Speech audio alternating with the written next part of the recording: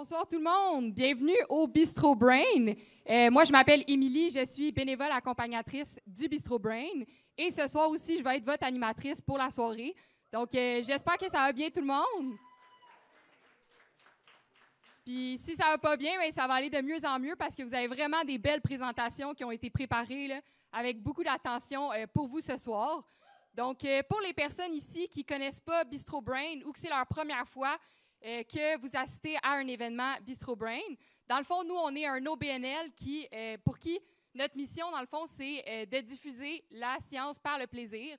Donc, on fait de la vulgarisation scientifique. On fait aussi des formations en vulgarisation scientifique et on a aussi un podcast. Donc, c'est ça qu'on fait Bistro Brain. Sinon, à part de ça, nos soirées sont des fois à Montréal, mais sont aussi à Sherbrooke, ici, comme vous pouvez le voir ce soir. Et voici le fonctionnement des soirées. Donc, il va y avoir des présentations qui durent 12 minutes. Et après chacune des présentations, il y a une période de questions de 5 minutes. Donc, c'est 12 minutes de présentation, 5 minutes de questions. Et on répète ça 4 fois, donc avec une pause de 10 minutes en plein milieu. Donc, 2 présentations de 12 minutes, 2 autres présentations de 12 minutes. C'est ça nos soirées. Je vous invite aussi à être super attentifs parce que si vous écoutez bien, bien, vous avez plus de chances de gagner au quiz qu'on va faire à la fin. Donc, à la fin de nos soirées, il y a un quiz et vous avez la chance de gagner des prix de participation. Donc, écoutez bien pour pouvoir gagner les prix pendant le quiz à la fin. Nos soirées ne seraient pas possibles si on n'avait pas des commanditaires qui soutiennent notre soirée. Donc, je vais les remercier. On a le vice-rectorat à la recherche aux études supérieures. Sinon, on a aussi le SAREUS, la FERS, le FRQ et Carbo. Donc, merci à nos commanditaires sans qui on ne pourrait pas faire les soirées. Et sachez aussi qu'on dépend des dons qui sont faits à nos événements de manière volontaire. Donc, si jamais ça vous intéresse de supporter notre mission, Anna-Ève et Laurie sont en avant avec une boîte pour recueillir les dons. Donc, avant de commencer le démarrage de la soirée, j'aimerais ça inviter en avant notre collaborateur pour la soirée qui s'appelle Étienne Grondin et qui est aussi directeur administratif là, au 3IT à l'Université de Sherbrooke.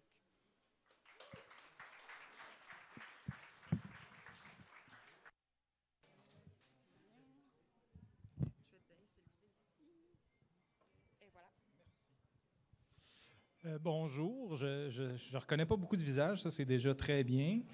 3IT, OK, c'est un institut de développement technologique qui est situé en face du Triolet. Il y a des bâtisses là, que vous avez... voilà, un visage connu. Des bâtisses qui sont en face du Triolet et du centre sportif Thibault-GM. Il y a le centre des technologies avancées de Bombardier, puis il y a nous autres. Puis on est un très gros centre de recherche, un joyau de l'Université de Sherbrooke, qui est un peu méconnu, mais qu'on est content de faire connaître, entre autres grâce à Bistro Brain. Merci pour l'organisation de l'événement. On développe des technologies dans différents domaines. Il y a 3 personnes ce soir qui vont présenter qui sont des membres du 3IT, en robotique, en énergie solaire, puis en neuromorphique. On couvre très large. On a aussi une activité de recherche qui est très importante, qui est l'acceptation sociale, l'usage des technologies en société, tout ça. Donc, c'est des questions qu'on se pose à l'Institut depuis presque sa fondation, en 2008. C'est très important pour nous. Ça rend aussi, c'est en ligne avec ce que fait Bistro Brain, parce que c'est très important pour nous aussi de vulgariser la science puis de la rendre accessible au public. C'est des fonds publics majoritairement qui financent la recherche au Québec, au Canada. C'est important que vous puissiez avoir accès puis avoir de l'information sur ce qu'on fait dans nos centres de recherche, dans nos universités. Merci d'être là, de vous intéresser à ce qu'on fait. Merci à Bistro Brain encore d'organiser ce genre d'événement-là, de rendre la communication de la science puis du génie dans un contexte qui est décontracté puis qui est agréable, tout ça. Parce que la science, il ne faut pas se laisser impressionner là, par les grands scientifiques. C'est juste des gens ordinaires qui se sont concentrés très longtemps à essayer de résoudre des problèmes qui ont l'air compliqués, mais c'est des gens normaux comme vous et moi. En tout cas, je m'inclus dans les gens normaux. Puis, encore merci. Puis, bonne présentation à tout le monde.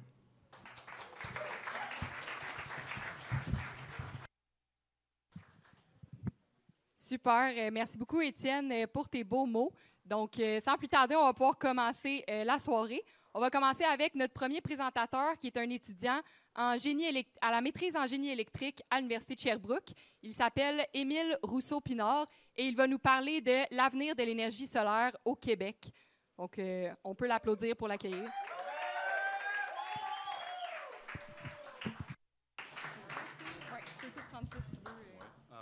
C'est pas la bonne présentation, malheureusement. Je peux le faire là-dessus, OK?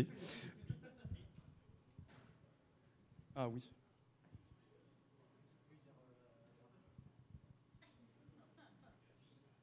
C'est bon?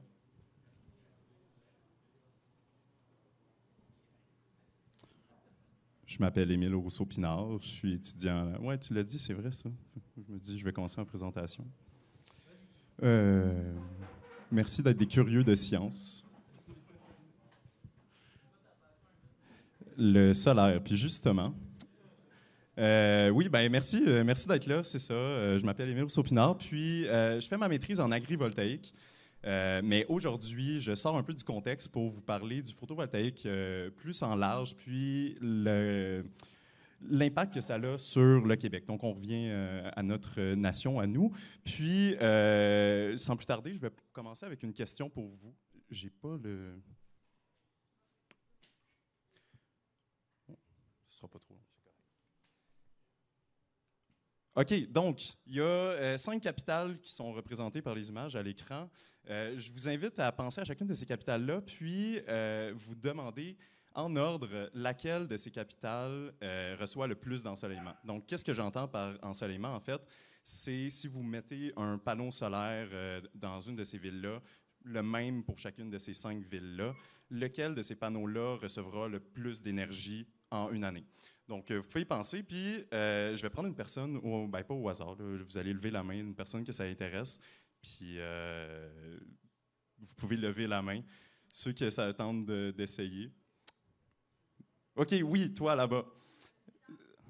OK, Japon, ensuite, moi, je veux le top 5, là, je veux qu'on se mouille. Mm-hmm. Non. Dans ces affaires-là, il faut tout le temps répondre l'affaire la moins évidente, c'est le Canada. On revient au Québec. C'est le Canada qui en a le plus. Moi, ça me surprend, ces données-là. En fait, on s'attend à ce que le Canada en ait moins. Les 4 autres pays qui sont représentés ici avec leur capitale, c'est les pays qui ont le plus de photovoltaïque par rapport à leur réseau au monde. Donc, le Canada, c'est un peu surprenant que ça les dépasse. On se dit, on n'a pas beaucoup de photovoltaïque ici parce qu'on n'a pas beaucoup de soleil, mais c'est faux, on en a beaucoup. Si on prenait Montréal, ça serait entre Ottawa et Pékin. Donc, déjà là, c'est surprenant. Si on prend l'exemple de l'Allemagne, en fait, l'Allemagne et le Japon, si on compare au Québec, ont un ensoleillement qui est similaire au Québec, mais on n'a vraiment pas les mêmes utilisations du solaire pour le réseau électrique. Donc, l'Allemagne, c'est 12% de leur électricité qui est produite avec le photovoltaïque. Puis si on compare à nous, là, je l'ai écrit à l'échelle, fait qu'il faut zoomer un peu, puis plus. Fait qu'on est à 0,007% de notre électricité qui est produite avec du solaire. Fait que comparé à leur 12, c'est peu. Donc, ma présentation, ça va être pourquoi un si faible taux de notre électricité est produite par le solaire.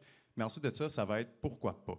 Donc, en fait, dans le futur, le Québec, on va être amené à en avoir de plus en plus. C'est déjà enclenché comme mouvement. Puis, on va regarder c'est quoi les freins, puis c'est quoi qui nous amène à être à cette jonction-là.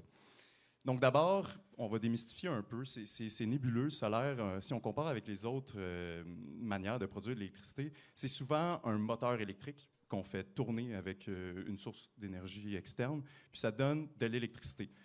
Mais le solaire, c'est un peu plus nébuleux, où est-ce qu'on a le soleil qui éclaire un panneau bleuté, puis ça donne de l'électricité.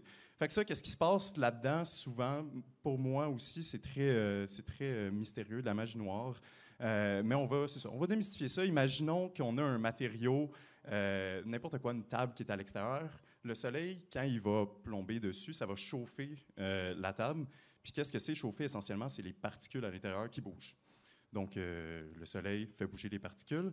Puis, dans un panneau solaire, on conserve ce principe-là, où est-ce qu'on veut que les particules bougent, mais on pense aux électrons. Donc, imaginons que le soleil fait bouger les électrons, ça fait chauffer, mais c'est là que c'est intéressant. Qu'est-ce qu'on vient faire? On vient mettre un champ électrique, puis qu'est-ce que ça fait? C'est que ça dit aux électrons, allez là. Fait que les électrons sont excités, ils bougent comme si c'était qu'ils allaient chauffer, mais ils se font donner une direction. Puis qu'est-ce qui se passe quand il y a des électrons qui ont une direction? On a de l'électricité. Oui, fait qu'on ferme le réseau, puis on a de l'électricité. Donc, essentiellement, c'est ça. On ne va pas aller plus loin. Faites-vous-en pas. On s'en va maintenant. Qu'est-ce qu'on fait avec l'électricité? Il y a trois trucs qu'on peut faire avec l'électricité. Le premier, c'est l'envoyer dans le réseau. Donc, le réseau, c'est un terme aussi un peu abstrait, mais ça signifie toutes les infrastructures de distribution et de consommation d'Hydro-Québec, dans notre cas. Donc, représenté par le pylône, ça représente bien, je trouve. La batterie, on peut le stocker, l'emmagasiner, cette électricité-là. Une batterie, c'est un exemple, mais ça peut être sous d'autres formes. Ça peut être de l'eau qu'on vient chauffer. Ça peut être vos maisons qui chauffent plus. Il y a plusieurs exemples de manières d'emmagasiner de l'électricité. Et finalement, c'est de la consommer directement comme vous voulez. Fait que, à ça, les panneaux solaires, ça a la spécificité de s'intégrer aux infrastructures qui existent. Donc, les autres types d'énergie, souvent, de manière de produire de l'électricité, ça va être très centralisé, puis pas au même endroit que vous et moi vivons. Puis là, ce que j'ai mis, c'est pas exhaustif, c'est juste des exemples pour que ce soit un peu plus visuel. Ça s'intègre vraiment à nos installations déjà existantes. Maintenant, je rentre dans le cœur de la présentation, les freins du solaire au Québec, puis pourquoi ça va changer. Donc, j'ai trois freins, essentiellement, que j'ai ciblés. Puis le premier, c'est l'inadéquation entre la consommation et la production. Donc là, 3 gros mots. Qu'est-ce que ça veut dire? C'est, imaginons que vous allez au travail à 9 heures en vélo, puis comment vous vous y rendez? Vous devez pédaler sur votre vélo. Mais est-ce que vous pourriez pédaler à 6 heures du matin, puis après ça, prendre votre vélo à 8 heures, puis juste avancer? Non. Vous devez pédaler au même moment que vous avancez. Donc, c'est le même principe avec l'électricité. Il faut que quand vous consommez de l'électricité, elle soit produite au même moment. Ça ne peut pas être à 2 moments différents. Puis, quand on regarde, c'est quoi ces moments de consommation-là les plus hauts pour le Québec? Vous en avez peut-être déjà entendu parler, mais c'est les fameuses périodes de pointe qui sont le matin et le soir et durant l'hiver. Oui, durant l'hiver. Puis si on regarde quand est-ce que le solaire produit le plus, bien, ce n'est pas en même temps. C'est au milieu de la journée, surtout durant l'été. Donc là, c'est sûr que pour un pays, bien, le Québec, on n'est pas avantagé avec cette technologie-là, mais il y a différentes technologies puis habitudes qu'on peut prendre pour essayer d'aplatir un peu cette courbe-là au centre pour essayer de la redistribuer aux périodes de pointe ou seulement réduire ces périodes de pointe-là pour moins consommer le matin, le soir. Là, ici, qu'est-ce que je présente? C'est un exemple de qu'est-ce qu'on peut faire avec une batterie. Encore là, la batterie, ça peut être n'importe quoi. Imaginons le matin, à la période de pointe, vous pouvez utiliser une batterie qui est chargée, la décharger pour consommer. Durant la journée, on la recharge. Durant le soir, on la redécharge pour consommer. Et durant la nuit, on utilise l'électricité du réseau qui est moins utilisée pour la recharger. Donc là, on voit que le solaire peut s'intégrer, puis avec un peu plus de contrôle, on peut aller plus loin que ce qu'on fait présentement. La décentralisation de la production, c'est mon deuxième point. En fait, la manière dont on produit et consomme de l'électricité présentement au Québec, c'est très centralisé. Donc, on produit au nord, dans les barrages hydroélectriques du nord, comme on voit ici, puis on consomme au sud. Donc, ça a l'avantage pour nous, pour Hydro-Québec, d'être relativement simple comme équation. Quand on produit, on consomme. C'est une équation assez simple, il y en a juste une. Par contre, quand on vient mettre des panneaux solaires un peu partout, mais on se retrouve avec plusieurs de ces équations-là. C'est beaucoup plus complexe à prédire quelle quantité il faut produire, quelle quantité il faut consommer, puis ça amène des enjeux de contrôle, justement. Donc, on voit qu'on passe à un modèle un peu différent. Par contre, c'est des défis qui sont connus, qui sont déjà étudiés en ce moment. Donc, l'exemple ici, c'est le micro-réseau du lac Mégantic, qui est développé en fait par Hydro-Québec. C'est suite à la tragédie ferroviaire de la dernière décennie au lac Mégantic. Le centre-ville était à refaire. Puis, qu'est-ce qu'on s'est dit? On s'est dit qu'on va prendre l'opportunité de faire une zone îlotable qu'on appelle. Donc, ce qu'on peut faire, c'est complètement isoler cette zone-là, puis tenter les différentes synergies entre le stockage, une consommation différée, des différentes habitudes de consommation, puis une production qui est au lieu de consommation, donc avec des panneaux solaires. Donc, déjà là, on voit que la roue tourne pour se tasser un peu de cette décentralisation-là. Finalement, le troisième, c'est la rentabilité du photovoltaïque. Quand on fait des projets d'installation de photovoltaïque, il faut que ce soit rentable. Donc, il faut que la personne qui investit veuille avoir envie. Puis ça, il y a 2 paramètres à ça. Il faut d'une part que l'électricité lui revienne assez cher parce qu'il va la vendre, puis il faut que le coût d'investissement soit assez bas. Donc, si on regarde chacun de ces 2 paramètres-là, en commençant par le coût de l'électricité, on revient avec les 5 pays d'avant. L'Allemagne est environ 10 fois plus cher, l'électricité, comparément à ici. Donc, ça incite définitivement moins à avoir des installations de photovoltaïque ici. Donc, c'est sûr qu'on voit un peu ce paramètre-là. Maintenant, l'électricité va monter en prix, c'est sûr. Ça continue. La consommation est appelée à doubler d'ici 2050 d'électricité au Québec. Donc, on s'attend à ce que ce paramètre-là soit comblé avec cette hausse de consommation-là. Ensuite de ça, le coût du photovoltaïque est en grande baisse. En fait, c'est une technologie qui est vraiment nouvelle, où est-ce que là, on voit que fin du 20e siècle, c'est là que ça a commencé. Puis depuis ce temps-là, c'est en constante baisse. En fait, c'est la seule source d'électricité que son coût est en baisse présentement. Les autres sont toutes en train de monter. Donc, une des sources d'électricité qui est le moins chère. Donc, c'est sûr que pour ce paramètre-là, c'est de plus en plus intéressant et on y pense de plus en plus, justement. Donc, finalement, pour conclure, les trois freins que j'ai parlé tout à l'heure, c'est l'inadéquation, la décentralisation et la rentabilité du solaire. Par contre, la raison pour laquelle on va en voir de plus en plus, on en voit de plus en plus, puis il y a de la recherche au 3T, eh bien, c'est parce qu'il y a une demande qui est croissante. On a des nouvelles technologies, de nouvelles habitudes de consommation qui font que c'est plus envisageable d'avoir une production locale. Puis, on a une baisse du coût du photovoltaïque. Donc, là, on voit, présentement, on est à 0,007 %. Puis là, peut-être vous voyez où est-ce que je m'en vais. Mais en 2029, on est à 0,728 % d'estimation pour Hydro-Québec. Est-ce qu'on va y arriver? Je ne sais pas. Mais l'image est faite. Donc, qu'est-ce qui est à surveiller en solaire? C'est les nouvelles centrales de 1. Ça, c'est celle à La Prairie, on voit Montréal un peu en arrière. Il va en avoir de plus en plus. Deuxièmement, l'intégration décentralisée. Donc, c'est les opportunités qu'il y a à tout le monde ici de revisiter sa consommation avec des nouveaux outils, d'intégrer des panneaux solaires avec ça. Puis, avec les outils de contrôle qu'on a présentement, c'est de plus en plus envisageable et facile pour tous et chacun de le faire.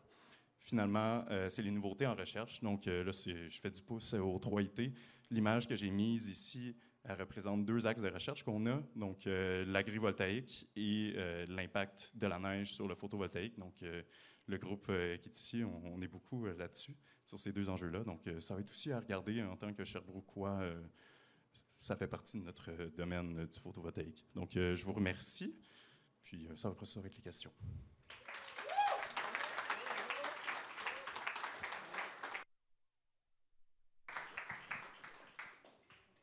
Super, bien, merci beaucoup, Émile, pour ta super belle présentation. Donc, on va avoir le temps de répondre à 2-3 questions si jamais vous en avez. Donc, je vois qu'il y a... il y a une question juste là, dans le fond.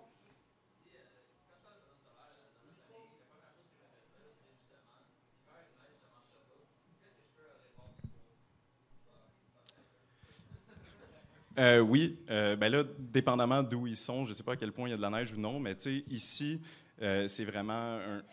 Oui. Oui, ici, monsieur s'interrogeait quant à la viabilité du solaire durant nos hivers qui ont de la neige. Donc, c'est ça. Le solaire, en fait, dépendamment, c'est sûr que si tu mets ton panneau complètement à l'horizontale, là, ça va accumuler la neige, puis ça ne sera pas super bon. Mais si on le met, par exemple, sur des toits, il y a vraiment des pertes qui sont pas si grosses parce que la neige finit facilement par tomber. En fait, ça va chauffer, puis ils vont une petite pellicule de liquide, puis elle va glisser.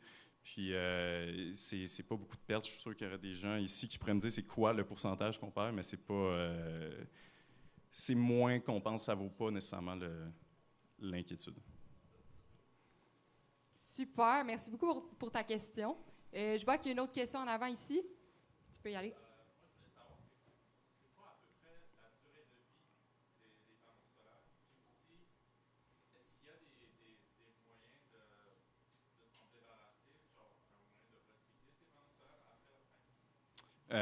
Oui, donc les deux questions, c'était...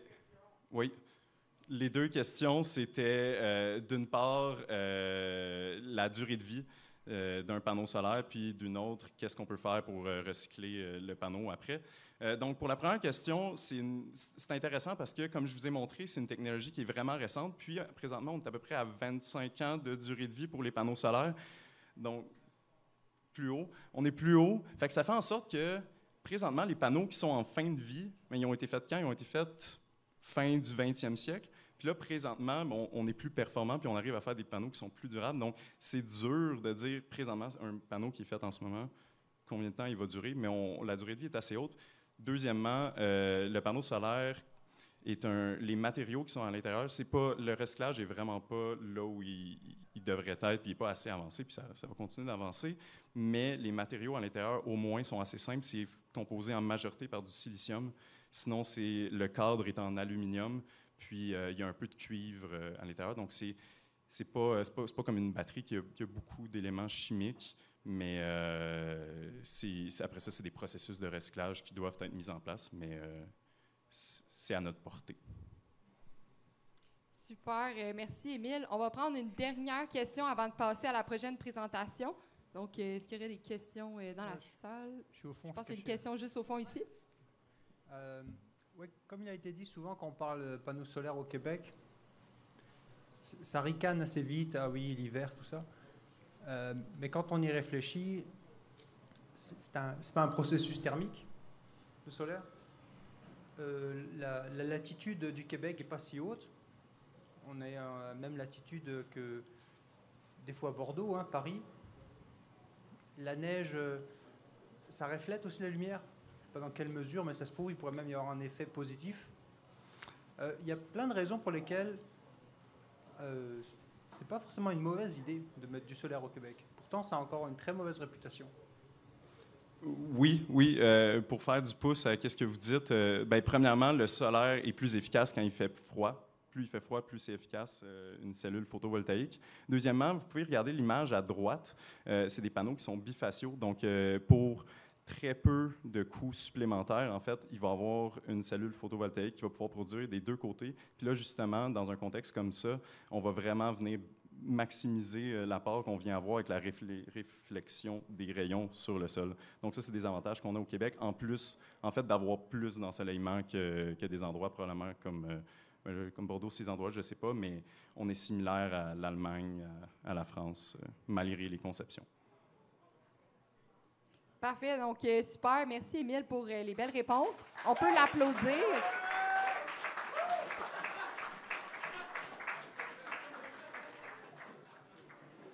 Donc, notre prochain présentateur, son nom, c'est Fabien Alibard et il possède un doctorat et il est rattaché au laboratoire. Excusez-moi tout le monde, je demanderai votre attention là, pour présenter la prochaine personne. Donc, la prochaine personne, son nom, Fabien Alibard, et il va vous parler de comment on peut s'inspirer du cerveau pour développer l'électronique. Donc, Fabien, il a un doctorat et il est rattaché au laboratoire LN2CNRS de l'Université de Sherbrooke. Et il est aussi co-titulaire de la chaire en calcul neuromorphique à l'Université de Sherbrooke. Donc, il va bientôt pouvoir vous expliquer là, en quoi ça consiste. Merci beaucoup. Bonsoir à tous. Ça me fait plaisir de vous présenter un petit peu les travaux qu'on fait. Alors, ça va plutôt être une petite histoire que des travaux. Et puis, la petite histoire, c'est vous expliquer un petit peu comment on peut mettre le cerveau sur une puce ou comment on peut mettre une puce dans le cerveau. Donc, on va voir qu'il y a une espèce de boucle qui apparaît là-dedans. Et cette boucle, elle vient d'où? Elle vient du fait que le cerveau, on commence à le connaître de mieux en mieux. Et puis ça, on s'en sert pour réaliser des circuits, pour réaliser des composants. Vous allez voir que c'est des choses qui vous entourent tous les jours. Vous en servez sans même le savoir peut-être. Et ces technologies-là, elles peuvent aussi servir à communiquer avec le cerveau. Et donc toute la boucle virtueuse ou pas est de savoir comment on va gérer tout ça. Alors ça commence avec ce qu'on appelle l'approche neuromorphique. L'approche neuromorphique, c'est qu'on regarde comment le cerveau fonctionne, on s'inspire de ces principes de fonctionnement pour faire des circuits et faire des choses qui vont faire des tâches qui vont être intéressantes. Alors je commence juste rapidement pour vous donner les éléments un petit peu de base. C'est une histoire qui est assez vieille quand même. Les réseaux de neurones, ça a commencé il y a plus de 60 ans maintenant, 70 ans, en même temps que la logique qu'on connaît, la logique booléenne. Mais à l'époque, les gens y croyaient pas trop. On se disait, oh, ça va peut-être pas trop marcher cette histoire. Et du coup, on a préféré faire de la logique, ça veut dire les ordinateurs qu'on utilise. Mais en réalité, ces concepts-là sont assez vieux et il y a des vraies analogies avec la biologie déjà. C'est des algorithmes. Et ces algorithmes, ils disent, ah bah oui, on va considérer les synapses. Les synapses, c'est ce qui connecte deux neurones.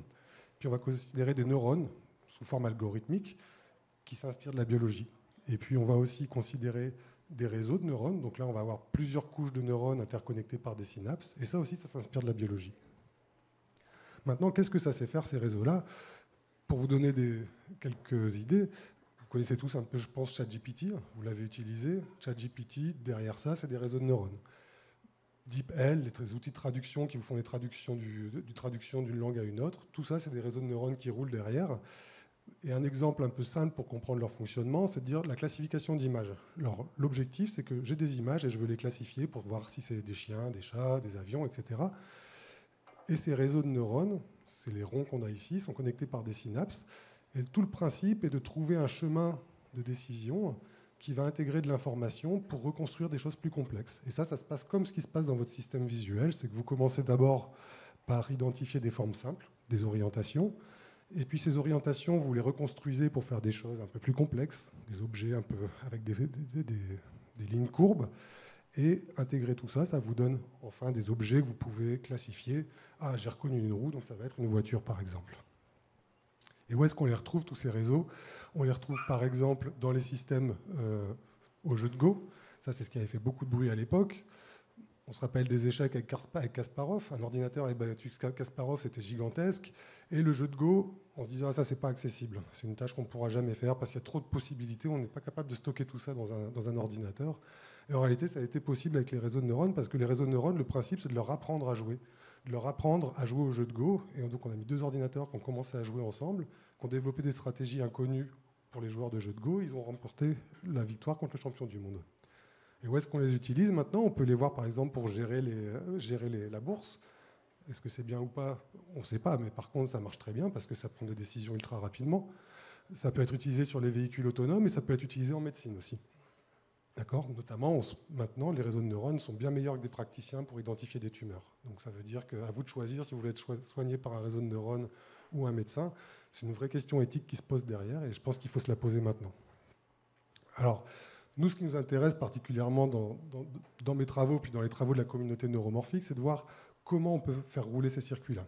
La problématique derrière, c'est que ça consomme énormément d'énergie parce qu'on utilise des ordinateurs traditionnels. Ça, c'est un ordinateur de ma génération. Vous ne l'avez peut-être pas trop connu. Mais l'architecture générale, ça veut dire son principe de fonctionnement, c'est encore le même que les ordinateurs que vous utilisez.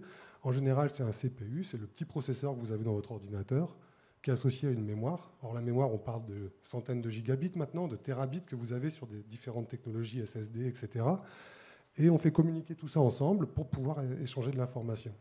Mais le cerveau, lui, ne marche pas du tout comme ça. Le cerveau, il faut le considérer comme des tout petits processeurs très élémentaires qui ne font pas grand-chose, les neurones, avec une petite banque de mémoire, les synapses, mais par contre, ils sont organisés de manière ultra parallèle.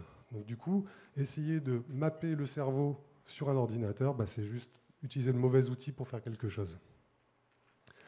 Alors du coup, ce qu'on voit maintenant dans l'ingénierie neuromorphique se dessiner, c'est que ces concepts au niveau algorithmique qui sont les synapses, les neurones et les réseaux de neurones, on peut les implémenter avec des composants. Et nous, c'est ce qu'on cherche à faire. On cherche à utiliser des nouveaux composants qui vont être dans les dimensions nanométriques pour faire les synapses, par exemple. Ici, on avait une petite vidéo, mais qui pourrait vous montrer comment on est capable de faire des dendrites, des interconnexions entre des neurones. Et puis tout ça, on peut l'intégrer sur une puce. Et ces puces vont faire les fonctionnalités qu'on peut observer, des fonctionnalités cognitives qu'on observe pour le cerveau. Alors maintenant, la petite question qu'on peut se poser, c'est, et dans l'autre sens, qu'est-ce qui se passe dans l'approche bionique? Ça veut dire quand on va chercher à utiliser ces technologies pour mieux comprendre le cerveau, pour interagir avec lui. Alors, petite histoire encore, faut savoir qu'au XVIe siècle, par exemple, le cerveau, on considérait que c'était possiblement explicable si on utilisait les concepts de la mécanique très basique. Système des machines avec des vérins, avec des roues, etc. On considérait que toute la mécanique du cerveau pouvait s'expliquer avec ces systèmes-là. Okay, là, on est au XVIe siècle. Puis au XXe siècle, on a dit « Ah, non, ça ne marche pas comme ça. En fait, le cerveau, c'est plutôt des 0 et des 1. » C'était l'ère de l'informatique. On utilisait les portes logiques. On a dit ben, « Le cerveau, c'est plein de portes logiques ensemble et ça marche bien comme ça. » Et en réalité, maintenant, aujourd'hui, on se dit « Ah ben non, le cerveau, c'est pas du tout ça. C'est des réseaux de neurones. » Ah ben oui, ça, maintenant, on les voit, on peut les mesurer. Et puis, ces réseaux de neurones, on peut même les fabriquer. Donc, on peut se demander comment, maintenant, on va faire interagir ces deux choses ensemble. Si je regarde un petit peu interagir avec le cerveau, d'où ça vient? Ça vient, par exemple, des premières mesures qu'on avait de ce qui se passait dans le cerveau ou dans le corps en général. Là, c'est par exemple, on mesurait les signaux cardiaques sur un chien. L'idée, c'était de pouvoir mesurer le fait que le battement d'un cœur, c'est de l'électricité en réalité. C'est de l'électricité qui fait se contracter votre muscle. Et que ça, on peut le faire à différentes échelles. Si je mets maintenant des électrodes sur le crâne, en surface, je vais pouvoir mesurer des ondes qui sont des ondes électromagnétiques, mais qui sont en réalité des signaux électriques qui se propagent dans le cerveau. Et puis ce qu'on sait faire maintenant, c'est qu'on sait fabriquer des implants qui deviennent assez petits pour pouvoir être mis sous le crâne et vraiment s'intégrer contre la membrane du cerveau. Et eux vont faire des mesures encore plus précises pour aller détecter ce qui se passe au niveau des neurones individuels dans la biologie. Alors, est-ce que c'est à quoi on peut utiliser ces systèmes-là? Notamment, on peut penser à toutes les problématiques d'avoir des prothèses artificielles pour des personnes qui vont être amputées ou bien qui vont avoir des problèmes de paraplégie, par exemple. Parkinson, on est maintenant capable de soigner Parkinson, pas de soigner, mais de prévenir les crises de Parkinson en venant stimuler localement les neurones, ou aussi de faire des prothèses visuelles pour pouvoir permettre de restaurer la vision. Et par contre, ce qu'on ne voit pas trop là-dessus, c'est que derrière ces prouesses, qui sont des vraies prouesses techniques, il y a encore tout un enjeu qui est comment on va intégrer tout ça. Ça veut dire l'opérateur qui est à côté, qui va nous aider à travailler, le bras mécanique qui suppose qu'on a un ordinateur pour le contrôler, pour pouvoir, au final, pouvoir actionner ce bras mécanique. Pareil pour la vision, l'enjeu, c'est de se dire comment je vais aller maintenant de ce qu'on a actuellement. Ça veut dire qu'au niveau vision, voilà ce que je donne au patient, ce qu'il arrive à voir. Idéalement, voilà ce que je voudrais qu'il arrive à voir quand je vais pouvoir lui stimuler les premières couches de neurones qu'on a au niveau de la vision. Alors tout ça, c'est super parce qu'il y a plein de perspectives intéressantes. Je vous parlais des puces neuromorphiques, et maintenant, ces puces neuromorphiques, si on est capable de les mettre en contact du cerveau, le champ du possible est gigantesque.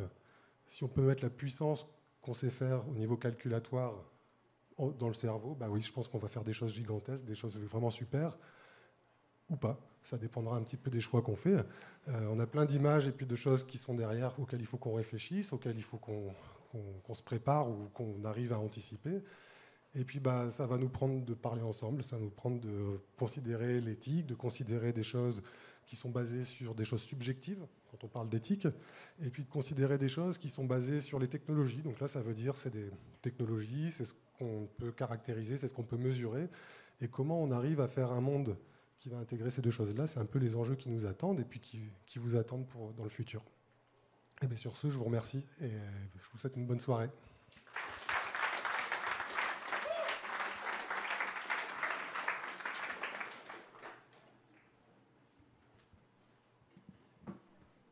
Super. Donc, merci beaucoup, Fabien, pour ta présentation. On va maintenant pouvoir passer à la période des questions.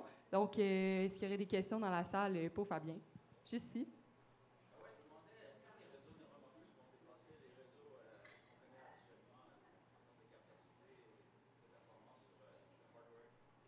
Dans le fond, la question, si je la répète, si je l'ai bien compris, quand est-ce que les réseaux neuromorphiques vont avoir dépassé les réseaux traditionnels? Oui. Alors, c'est un petit peu encore notre gros défi, c'est que les réseaux traditionnels, ils sont quand même meilleurs que nous, pour l'instant, que le neuromorphique, parce qu'ils jouent beaucoup sur la précision. Ça veut dire qu'on est capable d'utiliser la clé des réseaux actuels, c'est qu'on fait un traitement de l'information à ultra haute précision. C'est 64 bits de résolution qu'on veut ajuster petit à petit. Donc ça, c'est super. Mais ça, c'est un coût énergétique gigantesque. Nous, en termes de performance, on a beaucoup moins de précision quand on est sur du matériel comme ce que je vous montrais, des nanocomposants qui ont de la variabilité, qui ont du bruit, qui fonctionnent moins bien. Par contre, la grande différence, c'est qu'au niveau énergétique, on est déjà bien meilleur qu'eux, en fait. Ce qu'ils peuvent faire avec 200 watts, 300 watts, par exemple, le Blackwell, c'est la technologie de NVIDIA, c'est 1000 watts pour faire tourner un GPU. À l'opposé, quand on regarde les approches neuromorphiques, le I, c'est du CMOS, mais c'est neuromorphique, c'est en dessous du watt, on est à quelques centaines de milliwatts pour fonctionner. Donc on est meilleur qu'eux en énergie, mais notre défi, c'est encore de comprendre les algorithmes derrière, puis comment le cerveau, par exemple, moi, mes synapses, enfin vos synapses, nos synapses, elles fonctionnent à 1, 2, 3 bits de résolution. Et on fonctionne super bien comme ça, on arrive à très bien le faire. Mais ça, on n'a pas encore toutes les clés, puis c'est ce qu'on cherche à savoir. Et quand on les aura, je pense que je pourrais te dire que ça y est, on les a dépassés. Ouais. Super, donc merci. Est-ce qu'il y aurait d'autres questions dans la salle? Je vois une question juste dans le fond là-bas, tu peux y aller. Tu peux te lever puis aller au micro. Oui, bonne idée. Merci. Ouais, je me demandais, le cerveau, on va dire, en silicium, là, est-ce que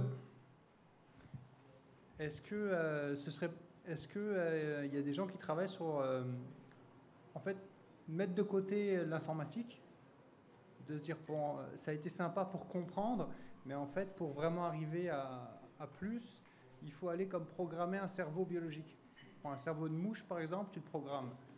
Et tu auras, en termes de consommation d'énergie, en termes de complexité, quelque chose qui est difficilement atteignable. Oui, ce que tu voudrais dire, c'est un petit peu jouer avec la biologie pour aller utiliser la biologie et la programmer comme objet pour faire du calcul, pour réaliser des fonctions. Et ça, je pense qu'il y a pas mal de gens qui s'y intéressent. La grande difficulté, c'est que la biologie elle a un niveau de complexité qui est un peu infini. On a l'impression que plus on creuse et plus on découvre des choses complexes et qu'on ne sait pas expliquer et qu'on ne sait pas maîtriser. Du coup, toutes ces preuves qui sont faites, elles restent un petit peu triviales. Mais ça me fait penser quand même à un exemple qui est intéressant à raconter. Le blob, je ne sais pas, vous pouvez regarder ça sur Internet. C'est un champignon, en fait, qui se déplace et qui cherche à trouver où est-ce qu'il y a du sucre à manger. C'est une espèce donc, de champignon qui va se déplacer. Et il y a des expériences où, en mettant des bouts de sucre sur une carte, on se rend compte que le blob, il arrive à optimiser son déplacement pour aller trouver les bouts de sucre les plus proches et puis réussir à survivre dans son environnement. Puis derrière, la tâche qu'il a réalisée, c'est ni plus ni moins que trouver la carte du métro de Tokyo, par exemple. Ce qui est une tâche super complexe à faire en computing et en calcul. Et là, avec un champignon puis 4 morceaux de sucre, on arrivait à trouver le réseau du métro de Tokyo de manière pas instantanée, mais de manière ultra efficace en énergie. Donc oui, il y a des choses à faire. Après, je pense que pour les ingénieurs, ça ferait un petit peu moins de travail, puis on va continuer à faire des calculs pour l'instant. C'est super intéressant, Fabien, merci beaucoup. J'ai comme un peu envie de voler le spot de la dernière question pour te poser une question. À toi qui connais quand même beaucoup ça, cette technologie, puis tu dis qu'il y a encore des choses aussi à découvrir qu'on ne comprend pas nécessairement non plus. Qu'est-ce que tu dirais à une personne qui pourrait avoir peur de la technologie neuromorphique, mettons, de se faire contrôler son cerveau ou des trucs comme ça? Tu y répondrais quoi? Oui, c'est la question un peu difficile parce que ce qui fait peur, ça ne veut pas dire qu'il ne faut pas y aller, mais ça ne veut pas forcément dire qu'il faut y aller en courant et puis sans être un peu... La peur nous permet aussi d'appréhender les choses. Je dirais qu'il faut essayer un petit peu, puis essai-erreur, y aller à tâtons, mais en essayant de mettre des garde-fous. Et c'est bien légitime d'avoir peur, ça c'est sûr. On voit que les plus grands pontes du domaine tirent la sirène d'alarme sur plein d'aspects, et ça, il faut qu'on le sache, et il faut qu'on se le dise. Ça ne veut pas dire qu'il faut tout arrêter, ça ne veut pas dire qu'on va tous jeter nos téléphones, puis que l'IA d'aujourd'hui est dangereuse. Oui, elle est dangereuse, mais il faut qu'on apprenne à l'utiliser. Donc, comme tout, ça prend peut-être des permis. Voilà. Super, merci beaucoup. J'ai vraiment l'impression qu'on pourrait avoir une longue discussion là-dessus. Fait que merci beaucoup de nous avoir parlé de cette technologie-là aujourd'hui. Ça fait plaisir. Sinon, pour la suite de la soirée, dans le fond, ce qu'on va faire, c'est qu'on va pouvoir aller en pause pour les 10 prochaines minutes. Mais là, partez pas tout de suite parce que je veux vous dire deux choses. Premièrement, allez vous chercher une nouvelle bière. Puis deuxièmement, si jamais vous voulez supporter le Bistro Brain, on a toujours la boîte de dons à l'entrée. Donc, vous pouvez aller nous faire un don, c'est vraiment apprécié. Nous, ça nous permet d'organiser d'autres soirées comme ça. Donc, en ce moment, il est 5h54. On va pouvoir se retrouver à 6h54. Et aussi, je remarque que dans la salle, il y a quand même beaucoup de chaises vides ici. Donc, si jamais, pour les personnes dans le fond, vous voulez entendre mieux, n'hésitez pas à vous rapprocher pour qu'on soit un peu plus au milieu ici. Et sur ce, je vous laisse aller en pause. On se retrouve à 6h54. Merci. Pardon? Ah, oui, excusez-moi. Fabien aussi, s'il vous plaît. Merci. C'est maintenant le temps de reprendre pour la suite des présentations. Donc, pour la suite, on a notre prochain présentateur qui s'appelle Hubert Nakam. Donc, Hubert va vous parler de Cook Ma Sécurité. Ça, c'est une cuisinière intelligente pour aider les personnes, mais là, je ne veux pas vendre le punch. Fait que je vais lui laisser nous expliquer ça tantôt. Donc, Hubert, il est professeur au département d'informatique à l'Université de Sherbrooke. Vous pouvez l'accueillir chaleureusement.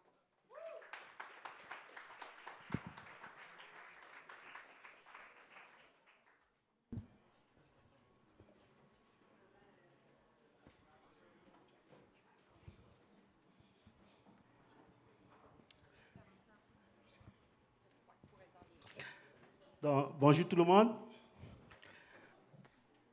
Donc, en général, quand on entend ce bruit, c'est vrai que vous n'entendez pas, mais quand on entend ce bruit, même s'il fait moins de 30, on se dit, bon, c'est chaud.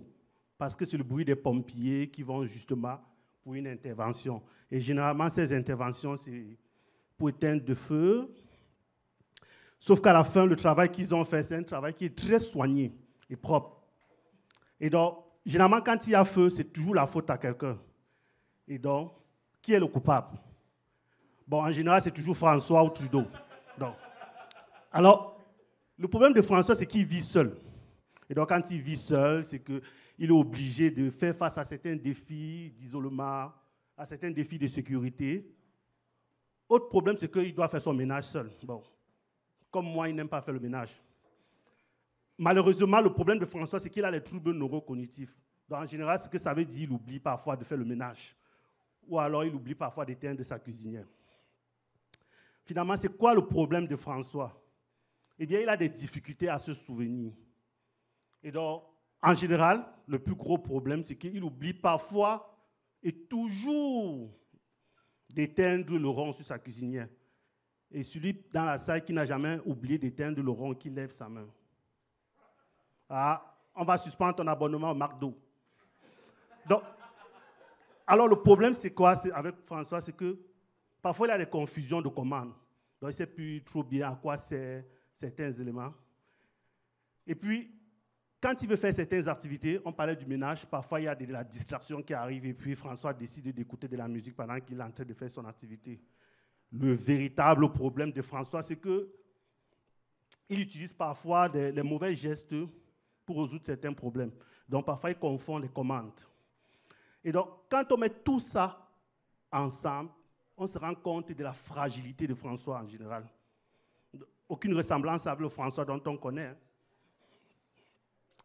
Donc, finalement, le résultat, alors, c'est ça. C'est qu'à cause de toute cette fragilité-là, François, quand il veut préparer un bon petit repas, il y a toujours les pompiers de la ville de Sherbrooke qui arrivent. Alors, qu'est-ce qu'on propose à François? La solution est simple. On va tirer parti de tout ce qui existe. Donc, c'est-à-dire, généralement, quand on a une difficulté, on fait ce qu'on appelle une orthèse. Donc, généralement, l'orthèse, c'est un élément, c'est un outil qui va venir compenser, qui va aider justement la personne à réaliser ses activités. Et donc, l'idée, la question qu'on se pose, c'est est-ce qu'on peut avoir une orthèse aussi pour les problèmes cognitifs de François? Bon, finalement, alors, c'est quoi une orthèse en cuisine? Plutôt que de dire ce que c'est, on va dire ce que ça doit être plutôt. Là, ça va être beaucoup plus simple. Alors, ça doit être non infantilisant. Ce n'est pas parce qu'il a des difficultés de mémoire que finalement, on va lui donner un outil qui va tout le temps être là comme... Bof, vous voyez ce que je veux dire. Ensuite, l'outil doit être bienveillant. Donc, l'outil doit l'accompagner, doit être d'une certaine gentillesse, mais surtout respecter François. Sauf que, malheureusement, pour ceux qui ont la chance de vieillir, c'est que plus on vieillit, plus les troubles cognitifs s'accentuent. Donc, il faut que l'outil s'adapte, non pas à la vieillesse de François, mais à ses problèmes cognitifs. Et finalement, il faut que ça soit simple, parce que, écoutez, François n'a pas le temps pour vraiment appuyer sur une commande qui a 400 boutons, etc. C'est bien trop compliqué pour lui. Donc, l'idée, est-ce qu'on peut avoir un outil qui est simple, qui va aider François à préparer son repas? Bon. Une minute. On va le montrer. Moi, je le faisais aussi avant. Donc, chaque fois que je préparais, et puis ça commençait à sentir la fumée, je montais pour essayer de régler. Donc, je vous rassure, ce n'est pas ça ma solution. La solution s'appelle Cook Ma Sécurité. Eh bien, Cook Ma Sécurité, c'est une orthèse cognitive qui va partir du matériel, se rendre jusqu'aux interactions avec l'utilisateur en passant par le logiciel. Donc, l'idée, c'est d'abstraire toutes les contraintes matérielles dans une interface bienveillante, simple et conviviale qui va permettre à François de continuer à préparer son repas. Alors, rapidement, comment ça marche? Pour comprendre ce qui se passe pendant que François fait son activité de préparation de repas, on installe des capteurs autour de la cuisinière. Donc, il y a des capteurs qui vont monitorer la température du four, il y a des capteurs qui vont savoir quel rond est ouvert, il y a des capteurs qui vont savoir si François est proche de la cuisinière ou pas. Simplicité d'abord, rappelez-vous, François ne veut pas se casser la tête avec une télécommande qui a trop de boutons. Donc, il faut que ça soit simple. Et donc, ce que nous proposons à François, c'est une interface de ludification comme celle-ci, une interface qui va permettre à François, pendant que François prépare son repas, l'orthèse cognitive va simplement accompagner François pour la réalisation de son activité. Et donc, l'idée, c'est que l'orthèse, lorsque François fait de quoi qui est bien, il n'y a pas de problème, c'est ce qu'on veut. Mais c'est quand François fait quelque chose qui n'est pas bien, qu'à ce moment, l'orthèse cognitive va prendre le dessus pour accompagner François. Donc, finalement, c'est quoi Cook alors? Donc, Cook, c'est une orthèse cognitive pour la préparation des repas. Le principe est simple.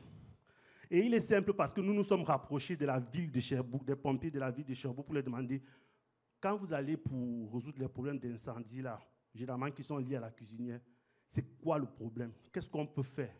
Eh bien, ils nous ont dit, OK, voici les situations qui permettent ou qui mènent généralement à des incendies. Et donc, nous sommes rentrés en laboratoire.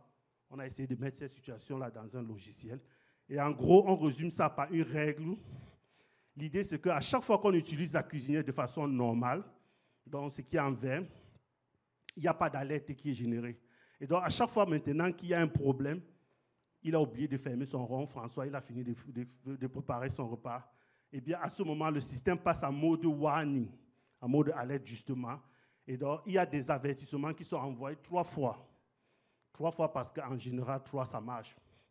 Mais avec les ergothérapeutes, on peut mettre 4, 5 fois. Mais en général, la règle a montré que 3 fois, c'est assez. Et ça n'infantilise pas, on se rappelle.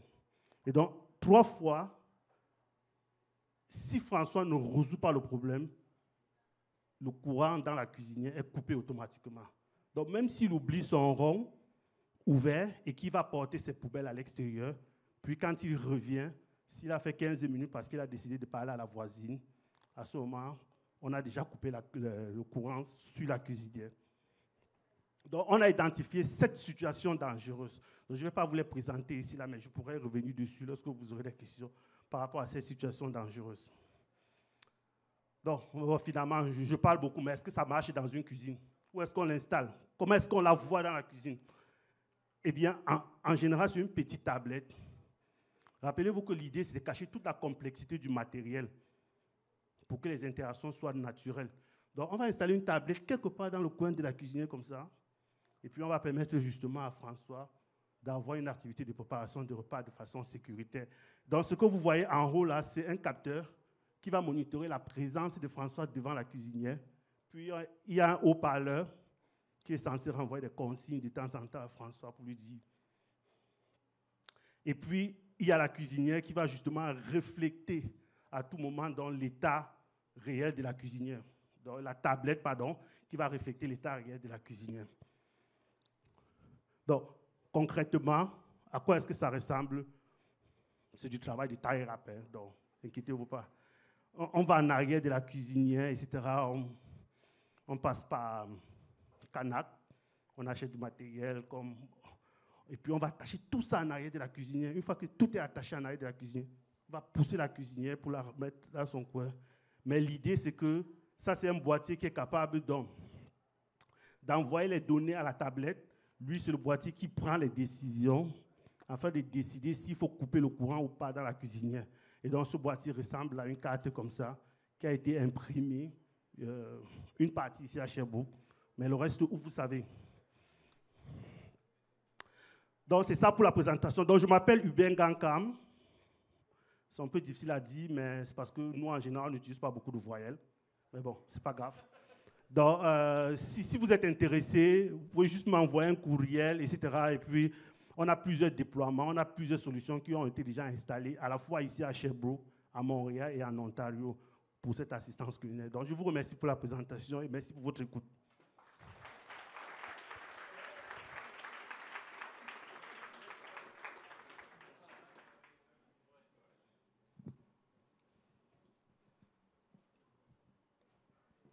Super, merci beaucoup Hubert. J'ai vraiment hâte de voir ça va se vendre combien sur Marketplace dans une couple d'années. Fait que si ça venait à moi, tout le monde devrait avoir une cuisinière comme ça parce que ça prend pas nécessairement des troubles neurocognitifs pour oublier un rond ouvert. Fait que merci beaucoup. Et est-ce qu'il y aurait des questions dans la salle pour Hubert? Au fond là-bas, juste ici. Ça marche-tu? Oui. Moi, je me demandais au niveau des tests, vous avez dit que vous l'avez testé avec des ergothérapeutes, puis aussi au niveau du déploiement à venir, comment ça se passe? Merci pour la question. Nous travaillons beaucoup à multidisciplinarité. Donc, moi, j'ai la chance d'être devant vous, mais derrière moi, il y a toute une équipe. Hein, et puis, je fais le travail le plus facile.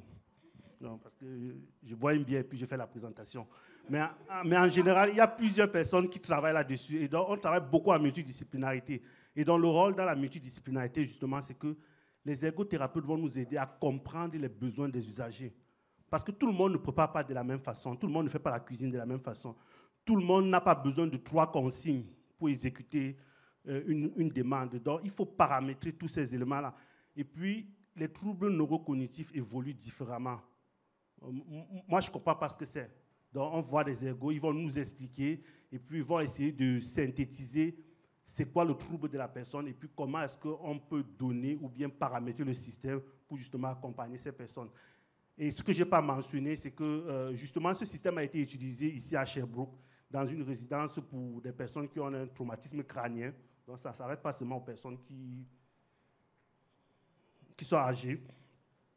Et donc, le système a tellement bien marché que l'une des personnes l'a utilisé pendant 3 ans. Puis après, on a enlevé le système et aujourd'hui, il continue à avoir une activité de préparation de repas de façon sécuritaire. Super, merci beaucoup. Il y a une autre question juste ici en avant.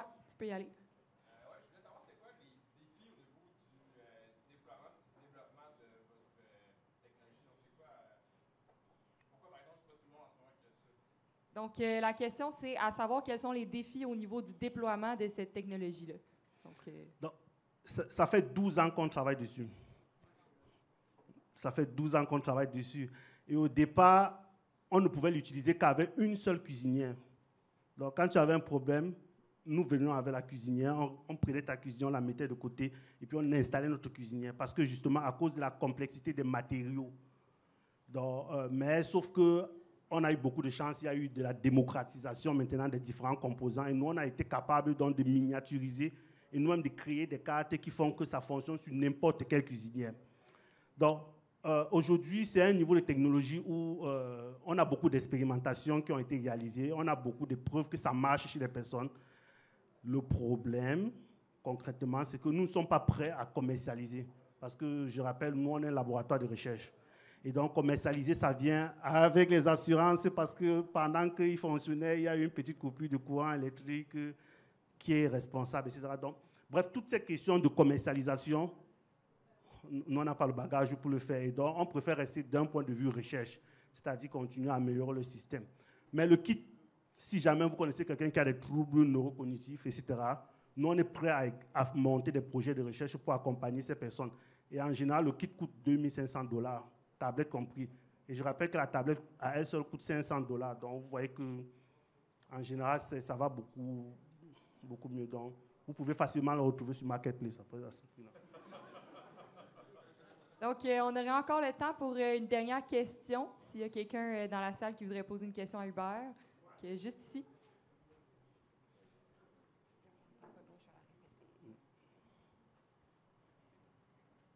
Vous avez identifié François comme une personne seule et désorganisée. Comment voulez-vous qu'un écran sur son évier, alors qu'il y a plein de vaisselle, soit efficace? Comment vous conciliez votre travail par rapport à la solitude et la réalité de beaucoup de gens qui vivent ça? Parfait. Merci vraiment pour la question. Et puis, François, c'était vraiment un exemple parce que on a été approché par l'Université de Sherbrooke qui voulait l'installer dans les résidences pour les étudiants. Donc, vous voyez que François, c'était juste un prétexte. Mais en général, le système pour fonctionner n'a pas besoin de tablettes. Parce que, comme je le mentionnais, tout se passe en arrière de la cuisinière. Donc, une fois qu'on a connecté tous nos éléments, la tablette, c'est juste le reflet pour montrer à François, ah, tu as oublié un rond allumé, exactement comme ici. Si vous permettez... Oui, voilà, c'est ça. Le reflet de la tablette, c'est justement pour présenter ce qui se passe sur la cuisinière. Parce qu'il peut amener la tablette avec lui dans son salon ou dans sa chambre à coucher s'il est fatigué pendant qu'il est en train de préparer son repas. Donc, peu importe qu'il y ait des tablettes ou pas, le système fonctionne. Donc, toute l'intelligence et tout le matériel se trouve justement en arrière de la tablette, en arrière de la cuisinière. Et puis, on s'assure avec nos tie wraps que c'est bien serré et puis que c'est bien poussé dans le fond. Donc, du coup, peu importe l'état cognitif, on espère, ça peut arriver, mais on espère justement que l'effort que nous avons mis pour dissimuler le matériel peut être suffisant. Parce que parfois, certains débranchent la tablette et il n'y a plus de batterie.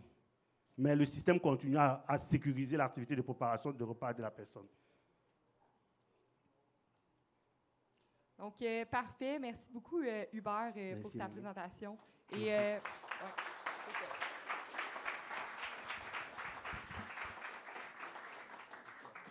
on te souhaite une bonne continuité dans tes travaux. Merci beaucoup.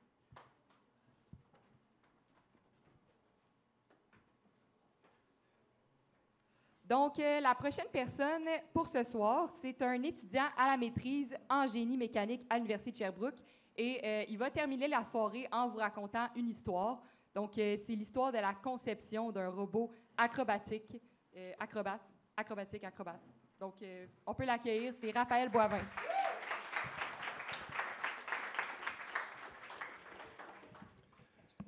Yes.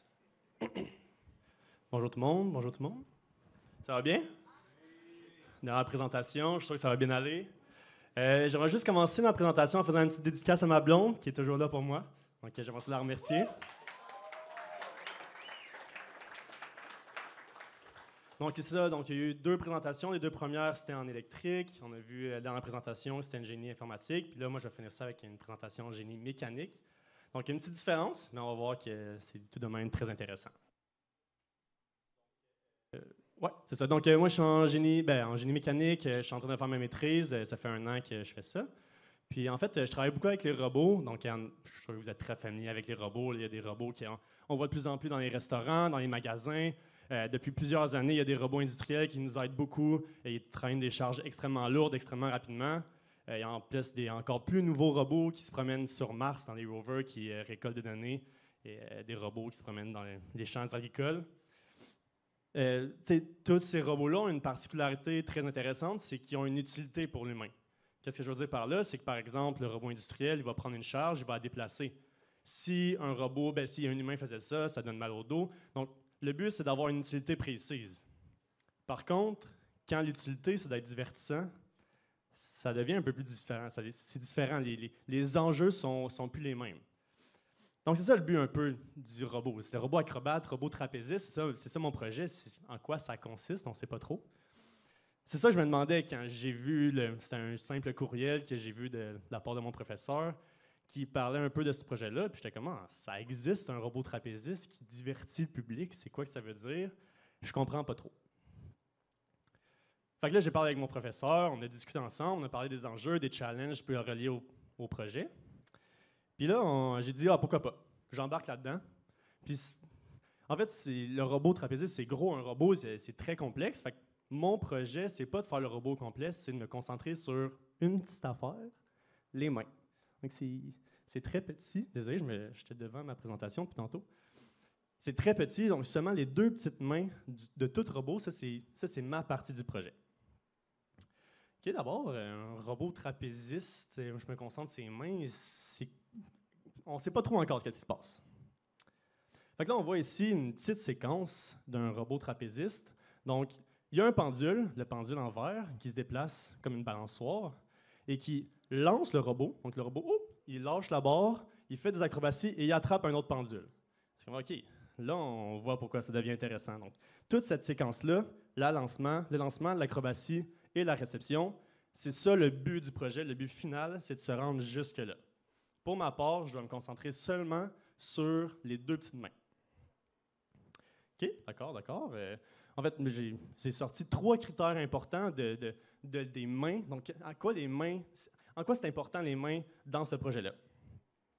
Donc, les 3 critères que j'ai ressortis, c'est la vitesse et la vitesse. C'est compréhensible assez rapidement quand on sait que le robot va à 35 km/h quand il fait son acrobatie. Si 35 km/h, c'est environ la vitesse que Usain Bolt court quand il fait son 100 mètres. Donc, c'est extrêmement rapide. Puis le robot, lui, il va faire ça. Il faut qu'il lâche la barre, il faut qu'il fasse des acrobaties, puis il faut qu'il attrape la barre à 35 km/h. Ça peut paraître un peu insensé. Fait que là, c'est ça mon projet. Là, je vois ça, je suis OK, mais le 35 km/h, c'est quoi que ça veut dire, 35 km/h, pour un préhenseur, pour une main? Fait que là, j'ai ressorti un peu des 2 nombres un peu plus précis par rapport à ça. Donc, 35 km/h, on peut convertir ça en une fermeture de 15 millisecondes. Bon, c'est quoi une fermeture en 15 millisecondes? Fait que si on se concentre à la fin de l'acrobatie, donc à la réception, quand on frappe le pendule à la fin, ça, c'est la partie fermeture. Donc, le pendule, en fait, c'est juste une barre cylindrique toute simple. Où est-ce que quand on frappe, la barre, le pendule vient frapper à l'intérieur de la main. Le but, c'est de fermer en 15 millisecondes et de s'accrocher pour ensuite, on reste sur cette barre-là. Donc, ça, c'est la fermeture. Mais là, 15 millisecondes. Je ne sais pas si vous êtes familier, ça prend combien de temps cligner des yeux? C'est quoi? C'est 3, 4, 5 millisecondes? Non, c'est 100 à 150. OK. Fait que là, tu me dis que ma main doit fermer 10 fois plus vite que le clignement des yeux. Mettons, vous essayez de cligner des yeux là. Non, c'était trop rapide. Non, c'est 10 fois plus rapide que ce que vous venez de faire. Fait que non, c'est très, très, très rapide. D'accord. Fait que là, ça, c'était le premier. On va chercher le deuxième nombre. Oh, même chose. 15 millisecondes encore. Ça reste encore compliqué. Donc, une ouverture, par contre, ici, on n'est plus dans la fermeture, on est dans l'ouverture, encore des 15 millisecondes. Puis là, en quoi ça consiste? C'est au début de l'acrobatie, donc tout à l'heure, on était à la fin, là, on est rendu au début. Quand on relâche la barre, le but, c'est de partir. Mais là, c'est le temps que ça prend pour ouvrir la main. Donc, on a une fermeture en 15 millisecondes, une ouverture en 15 millisecondes. Est-ce que c'est possible? Pas de stress. Sur Internet, il y a tout. Fait que là, on va chercher sur Internet. Ça ressemble à quoi, ça, ces critères-là? Est-ce qu'il y a combien de mains partout? Il y en a dessus? En quoi ça consiste? Fait que là, j'ai fait mes petites recherches, plusieurs semaines et tout, et j'en ai trouvé pas. Il n'y en a pas qui réussissent à fermer et ouvrir en 15 secondes. Ça n'existe pas nulle part. C'est là que j'ai commencé un peu plus à stresser. Est-ce que c'est possible? On ne sait pas. Fait que là, j'avais 3 options qui s'offraient à moi. Un, c'était abandonner la maîtrise. Vous en faites pas, je suis là, j'ai pas abandonné. All good. Sinon, j'avais 2 autres options, soit de tenter de répondre aux critères que je viens de mentionner, c'est-à-dire ouvrir et fermer en 15 millisecondes, ou bien pivoter vers une problématique un peu plus réaliste.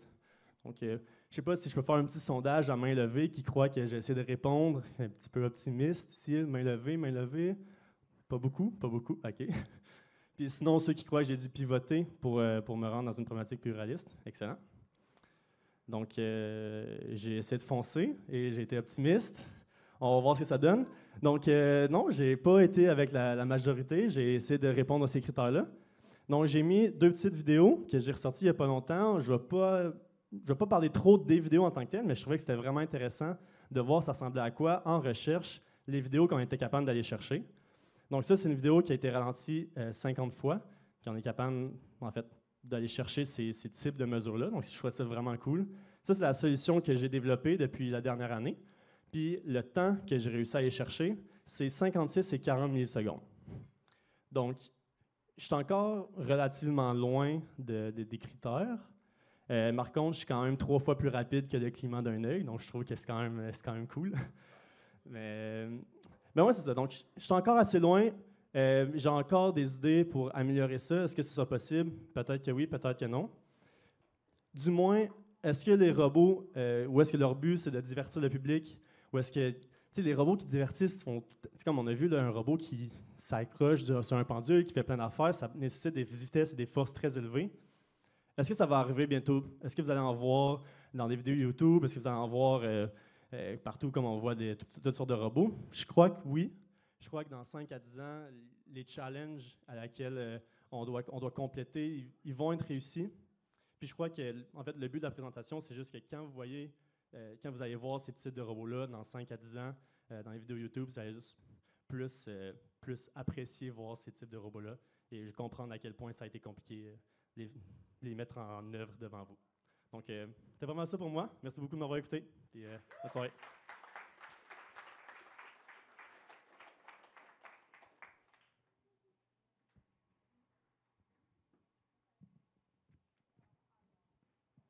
Merci, Raphaël. On a vraiment hâte de voir ça va ressembler à quoi dans les futures années. Donc, lâche pas ton projet.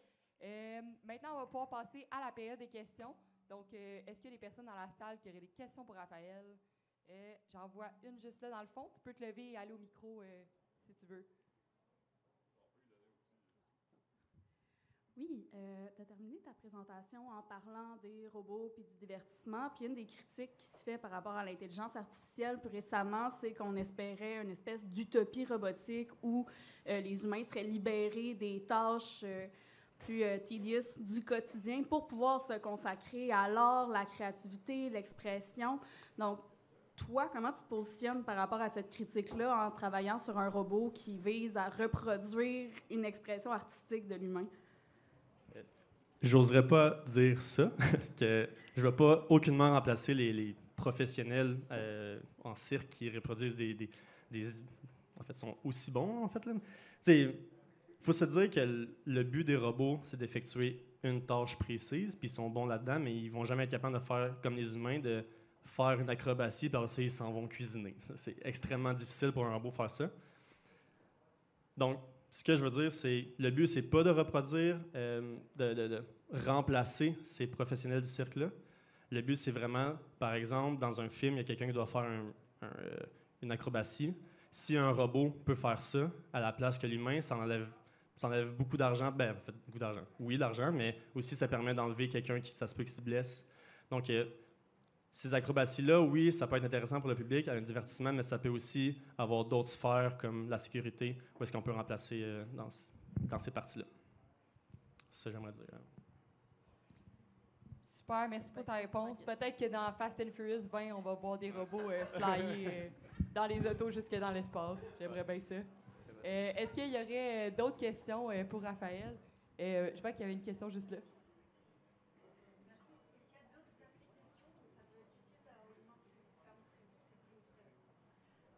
En fait, je vais répéter pour tout le monde. En fait, c'est pour savoir si ce type de main-là peut avoir d'autres applications. Tu sais, où est-ce qu'il ferme et qu'il ouvre. J'aimerais dire une application précise, mais j'en ai pas encore. Je pense que mon expérience, je suis encore assez jeune, je peux pas voir autant dans l'avenir, mais je suis persuadé que oui. Mais je pourrais pas dire laquelle. Tu sais, une main qui... En fait, dans cette main-là, ça peut être difficile à voir, mais il y a un moteur.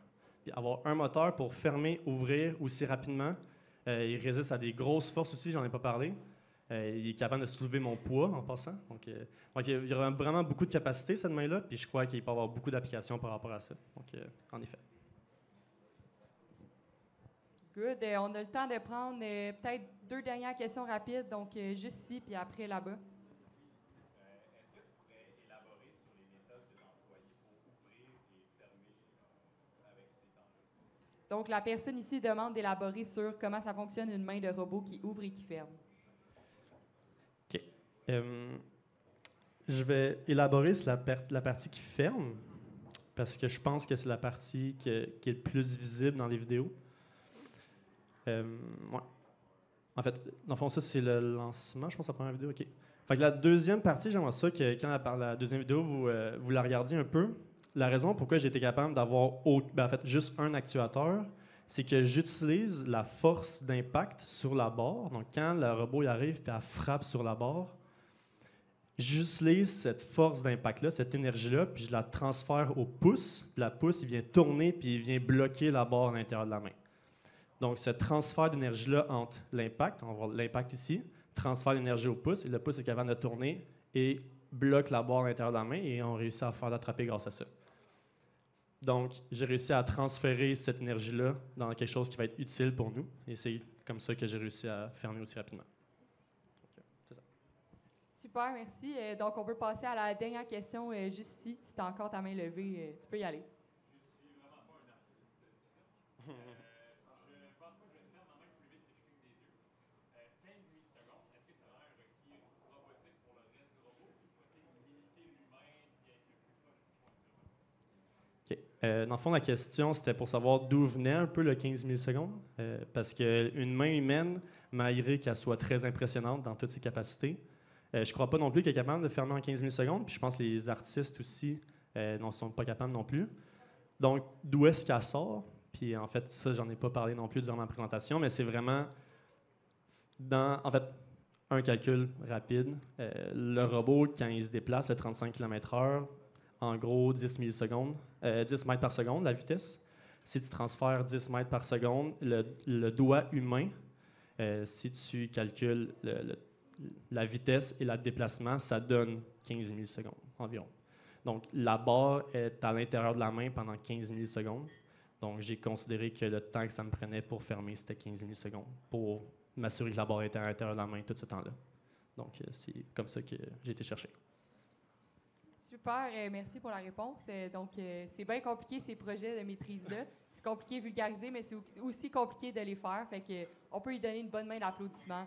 Merci beaucoup.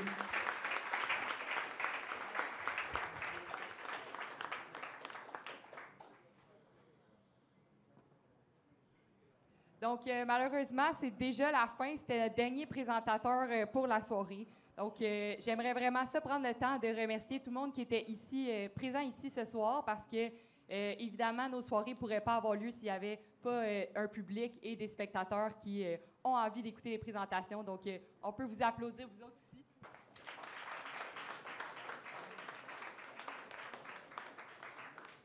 Sinon, ben, j'ai envie aussi qu'on applaudisse encore une autre fois les présentateurs. Comme j'ai dit tantôt, ils font des affaires assez compliquées puis ils arrivent à les expliquer. Fait que pour ça, on peut les applaudir.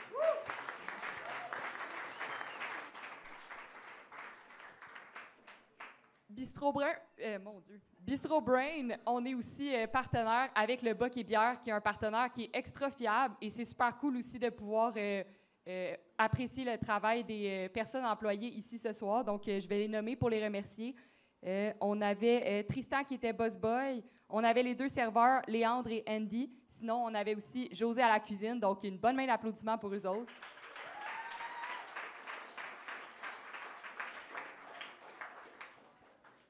Bistro Brain, ça fonctionne aussi grâce à l'implication des personnes bénévoles. Fait que je vais prendre le temps de remercier l'équipe de bénévoles qui était présente ici ce soir. Donc, je vais les nommer. On avait Laurie et Anna-Ève à l'accueil, Loïc et Eva à la captation, Alexis à la projection et à la console de son. Non, excuse-moi, c'est Loïc qui est à la console de son, à la projection. Alexis, tu faisais quoi? Alexis était là aussi. Et sinon, on a aussi Gaëlle, notre coordonnatrice, qui est présente ici ce soir. Donc, on peut les applaudir aussi.